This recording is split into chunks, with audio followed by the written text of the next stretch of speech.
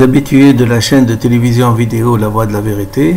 Aujourd'hui, nous sommes le 15 février 2019 et il est 7h05 de l'après-midi et je viens d'écouter une déclaration de Madame Macron suite aux menaces d'intervention militaire en France, et je me presse de dire à monsieur Chalençon, je pense, le gilet jaune, qu'il était inutile de militariser la discussion. Une révolution, ça peut se faire sans bain de sang. Même une fois que la manifestation a été enregistrée, que le mécontentement a été enregistré, le gouvernement se devait de répondre en prenant des réformes. Or, les réformes, une révolution, c'est éminemment intellectuel. Contrairement à ce qu'on peut croire, elle est éminemment intellectuelle. Donc il est inutile d'intervenir. D'ailleurs, la preuve en est, c'est que moi je suis étranger, non concerné, du moins primitivement par la révolution des Gilets jaunes, mais étant donné que c'était pour moi intellectuellement vécu comme non-assistance à personne en danger, et donc à révolution en danger, et je me suis immisqué, même de Tunis, à donner mon avis éclairé, parce que j'ai étudié les mouvements de foule, et que j'aime bien rendre service aux Français et à la France, bien que je sais que leur suffisance et leur supériorité intellectuelle les prédispose à mépriser tout ce qui est étranger et donc tout ce qui est tunisien, arabe, etc. Non, cette révolution, justement, elle est faite par certes un Tunisien, mais un Tunisien qui est très versé dans la langue française. Et c'est avec la langue française que je tiens à ce que cette révolution puisse réussir. C'est grâce au verbe, et j'ai étudié la psychanalyse et Sigmund Freud pour ça, grâce au verbe, parce que j'estime que faire une révolution et en venir aux armes,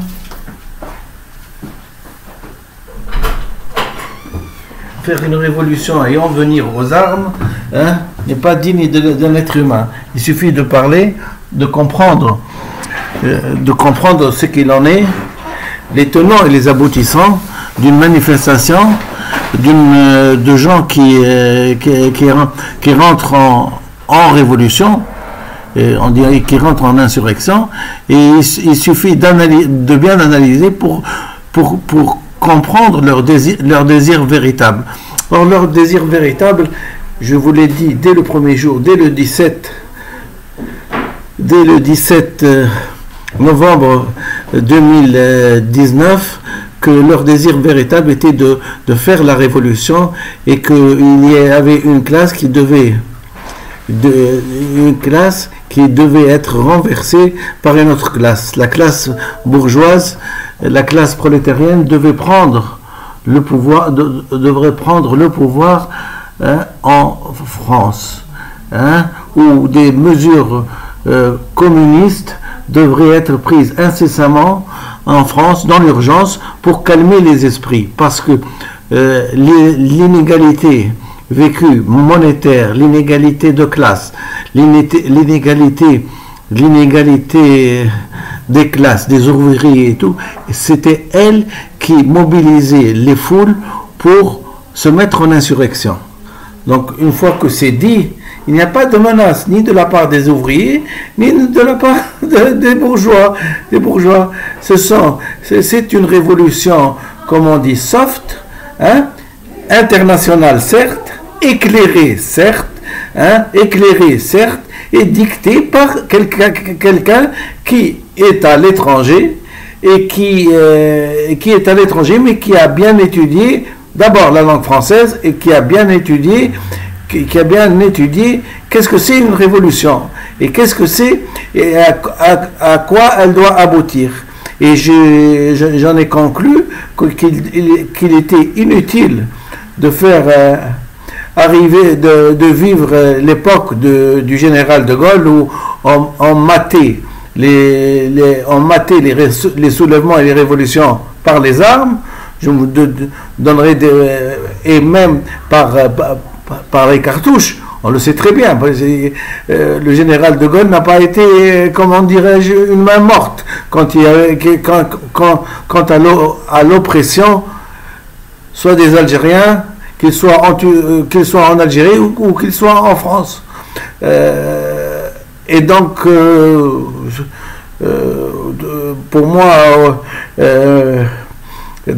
comment dirais-je, liquider ou descendre un ouvrier, qu'il soit algérien ou autre, ça dénote d'un esprit. Or, la révolution, c'est autre chose. C'est quelque chose de moral.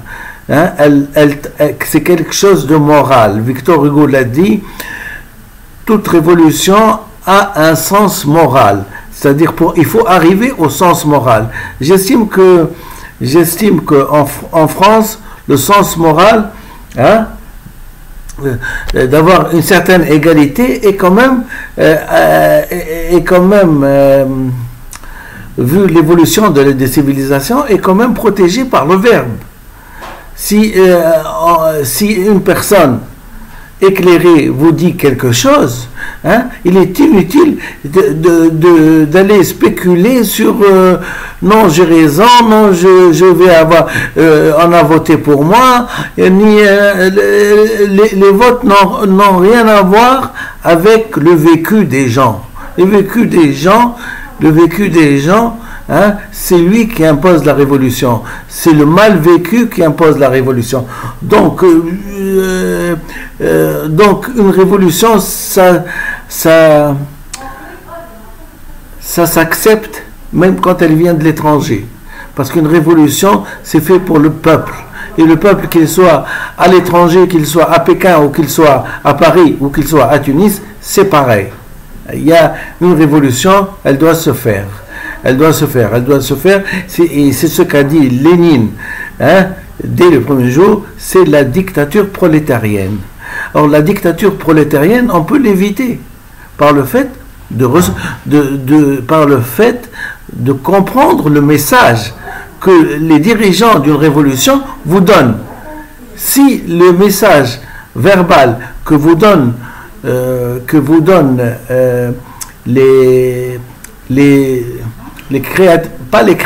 les théoriciens d'une révolution n'est pas accepté, c'est alors que le peuple se révoltera et il pourrait y avoir même du sang. Donc les paroles dites, hein, de Tunis sont presque des paroles prophétisantes, hein, pour les gilets jaunes. On doit suivre des réformes de type marxiste.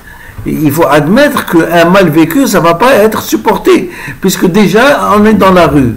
Donc la débandade ou la débandade révolutionnaire, hein, c'est sûr que ça ne sera jamais suffisant, même si on fait des débats, hein, dans tous les coins de la France. Mais par contre, l'application du marxisme, l'application du maoïsme, c'est le seul, je l'ai dit dès le premier jour, c'est la seule thérapeutique à cette agitation, globale de la France. Donc, les gilets jaunes égale révolution marxiste égale réforme marxiste égale tout d'abord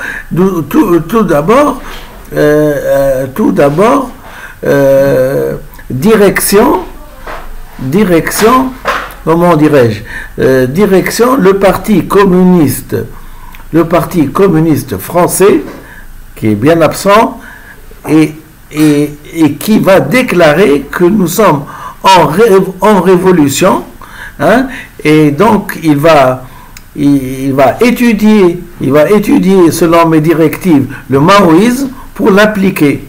Ce qui assagira les gilets jaunes, et les mesures qui seront préconisées assagiront par leur aspect égalitaire, aspect égalitaire et par l'aspect, n'oubliez pas que c'est un problème intellectuel, éminemment intellectuel, une révolution, et qu'il est inutile de croire ou de projeter sur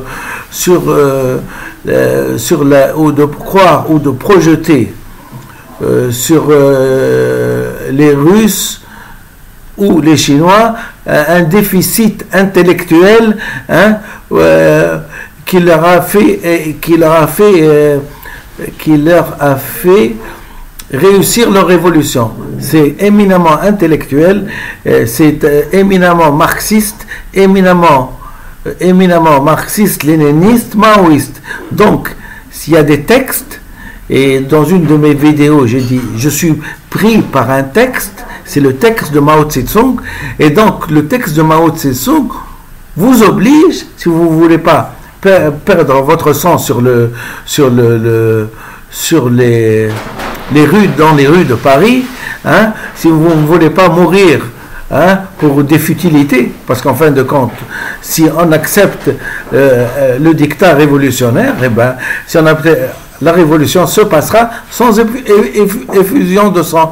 Et ce qui justement, hein, montrera que les Français ont évolué depuis 1789, où il y a eu plein de morts, hein, où il y a eu plein d'abus, plein d'arbitraires. Non, je vous dis, l'évolution des mœurs a évolué, et ce n'est plus on réussit des révolutions grâce au verbe maintenant, grâce au langage. On désinhibe un névrosé, par la reconnaissance de son inconscient et par la lecture de son inconscient, hein, par la lecture, grâce bien sûr grâce à la Tolkien cure de Sigmund Freud, et on réussit une révolution aussi par le verbe. C'est éminemment, je vous ai dit, c'est éminemment intellectuel. Donc, il y a un texte, il faut l'appliquer. Il y a un texte, il faut l'appliquer. Je n'ai rien contre ni X, Y et Z, puisque je suis étranger. Mais étant donné que je suis étranger et que je me suis investi dans ce problème-là, ce n'est pas pour voir des Français mourir, hein, sur le pavé en France, et encore moins d'emporter la responsabilité. Donc, je vous prie d'oublier tout ce qui est intervention militaire, tout ce qui est intervention. Si vous voulez manifester, ben, ça sera des promenades, hein, et d'ici que les réformes marxistes-léninistes prendront forme, que le système capitaliste, hein, soit aboli. C'est un problème de système, la révolution. Et donc l'égalité sera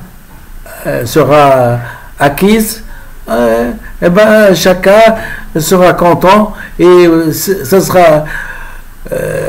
sera peut-être difficile au début de gagner un peu moins, mais quand on sait que gagner un peu moins peut faire nourrir d'autres Français, bien sûr, et de les faire sortir un petit peu de la misère, c'est une lutte des classes.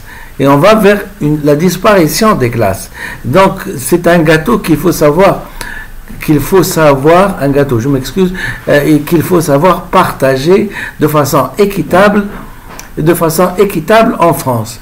C'est ce partage équitable qui ne peut être pris que par une révolution, qui peut être pris que par des réformes judicieuses, hein, qui vont faire fleurir le printemps révolutionnaire le printemps révolutionnaire en France.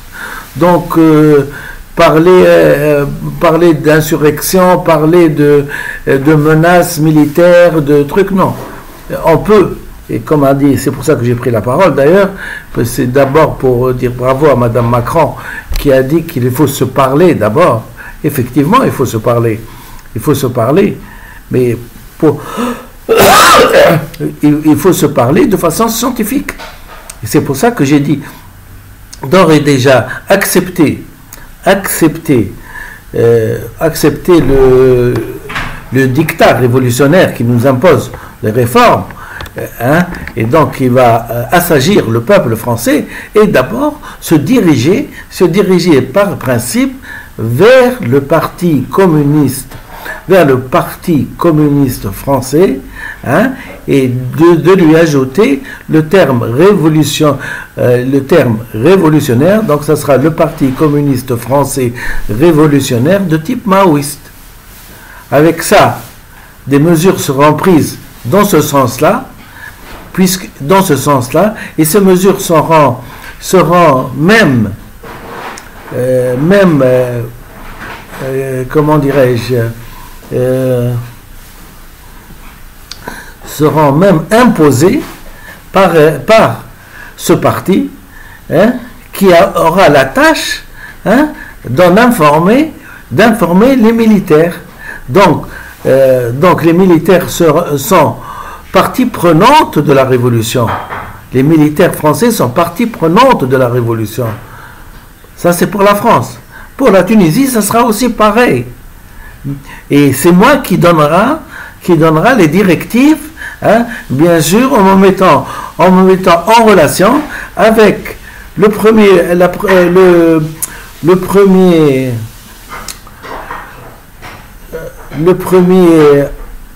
homme politique russe, c'est-à-dire M. Poutine, et le premier homme chinois, ça sera donc M.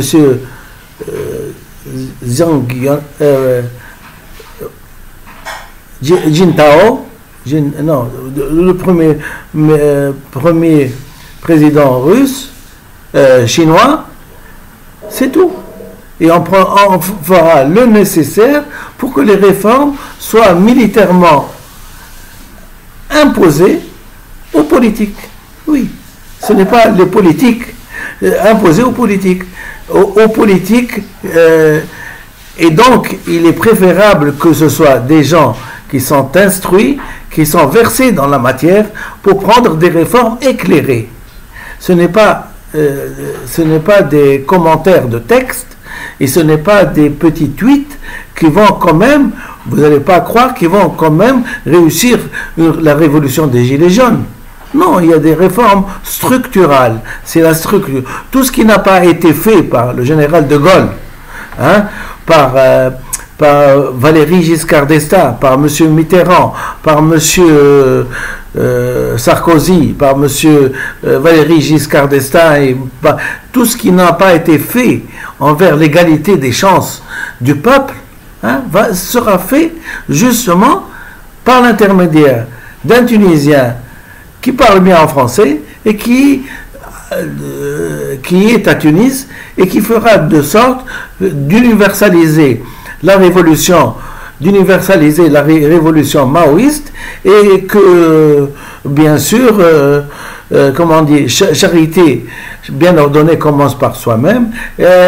Comme c'est une révolution internationale, comme c'est une révolution qui tend à universaliser la révolution maoïste, les répercussions, même en Tunisie, en Afrique, auront leur part belle. C'est-à-dire que ceux qui ont une langue qui n'est pas reconnue par l'inconscient parleront une langue qui est reconnue par l'inconscient, et donc se développeront. Et ceux qui ont une langue qui est reconnue par l'inconscient, mais qui a été, comment dirais-je, escamotée, leur révolution, escamotée par des impérialistes cupides, par des impérialistes cupides, ils auront ce qu'on appelle grâce au Parti communiste français révolutionnaire maoïste, ils auront leur part belle d'avoir l'égalité des citoyens envers la vie, envers je ne sais pas si je me suis fait comprendre. Donc je remercie Madame Macron d'avoir fait appel à la parole entre nous, mais je préfère une parole entre nous, c'est-à-dire les gens qui ont étiqueté la révolution, hein, parce qu'ils sont éclairés, parce qu'ils n'ont pas, ils sont pas descendus du ventre de leur mère, même à l'âge de 62 ans, en disant que ceci, c'est une révolution de type marxiste-léniniste et que le symptôme principal de l'agitation et de l'anarchie était un mouvement révolutionnaire qui cherchait à imposer le marxisme en France, et on ne l'a pas dit comme ça. Je vous dis que le maoïsme, c'est quelque chose d'éminemment intellectuel. Le communisme, c'est un mouvement éminemment intellectuel. Pensez un petit peu comment gérer des millions de gens dans la stabilité, si ce n'est par la répartition, par l'abolition des inégalités entre eux. Voilà, un petit peu. Et donc, je vais profiter parce que je vois que vous êtes en train d'adorer parler, discuter et commenter.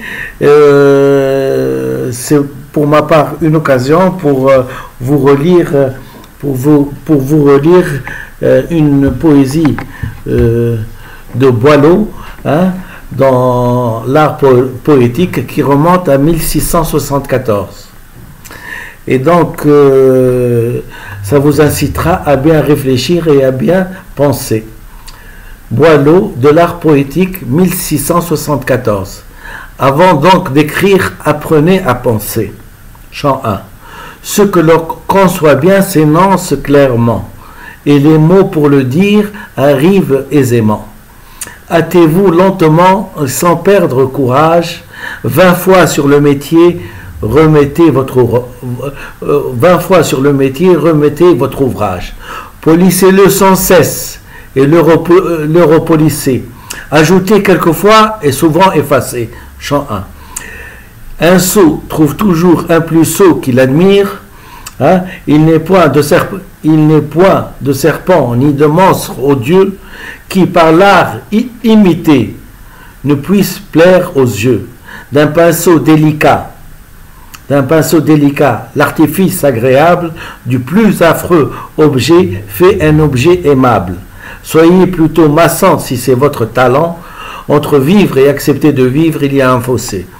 Il faut rentrer dans cette poésie de M. Boileau, parce que il a tout résumé en fin de compte. Les relations humaines, il les a résumées dans cette petite poésie. Et donc, sachez parler, sachez écrire. Vous a dit sachez parler, sachez écrire. Et surtout, si vous voulez réussir une révolution, il faut être érudit dans la matière. Parce que les gens qui font des révolutions ne s'adressent pas à la banque. Ils s'adressent à des gens éminemment instruits dans leur pays.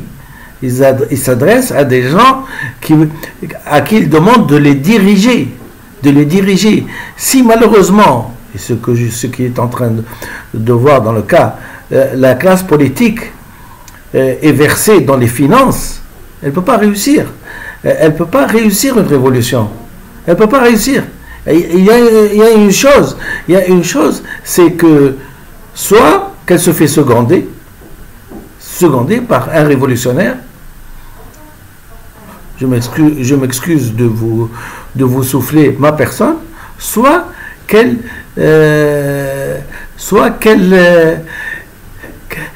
convoque un Chinois, hein, ou un Russe pour la seconder, dans des mesures révolutionnaires. Voilà. Je vous ai donné tout ce qui est dans mon être pour que cette révolution réussisse. Mais, et n'oubliez pas que je ne suis pas du genre à acclamer des êtres, hein, qui n'ont pas fait leurs preuves, hein, dans la, comment dirais-je, qui n'ont pas fait leurs preuves dans la gestion d'une société, dans la gestion, et que l'image des anciens présidents, hein, côtoyant Madame Angela Merkel, ne me suffit pas pour spéculer sur les compétences de Madame Angela Merkel pour qu'elle me dicte ce que je pourrais faire en révolution, ni que M. Sarkozy puisse de loin me faire sous-entendre qu'il est en bonne entente avec Angela Merkel. Non, moi je suis en bonne entente avec M. Mao Tse-tung, et je suis en bonne entente avec M. Poutine, et je suis en bonne entente avec M. Xi Jinping. Voilà, en bonne entente, parce que ce sont des gens qui ont réussi leur révolution, et donc je suis tout oui pour qu'ils me dirigent. Et j'aimerais bien que le bilan de cette révolution des Gilets jaunes, après 50 ans, 60 ans, la France, la Tunisie, l'Afrique seront des puissances mondiales au même titre que la Chine, et au même titre que la Russie, et au même titre que les États-Unis, mais les États-Unis, c'est autre chose, parce que c'est un pays très riche, et donc les inégalités n'existent presque pas, puisque tout le monde est riche. Donc, si tout le monde est riche, personne ne se plaint. C'est le problème des classes. C'est le problème des classes. Mais la France n'est pas riche. Elle n'est pas riche. Elle a 3 millions de chômeurs. C'est qu'elle n'est pas riche. Il y a des gens qui crèvent la faim. Donc c'est elle qui est sujette à avoir en son sein une révolution. Hein? C'est ça, une révolution. Qu'est-ce que c'est? Ce sont des gens, je m'excuse du terme, je m'excuse du terme, et tout en respectant, mais j'aime bien les images pour que la révolution arrive. Comme c'est un problème de classe, la classe, comme en Tunisie d'ailleurs, et comme en France, la classe des nantis sont acculés à donner un petit peu aux crève la faim. C'est ça, hein? C'est un partage. Hein? Ils ne m'en voudront pas de donner des images, des bonnes images, mais c'est ça l'inégalité sociale, c'est ça les classes.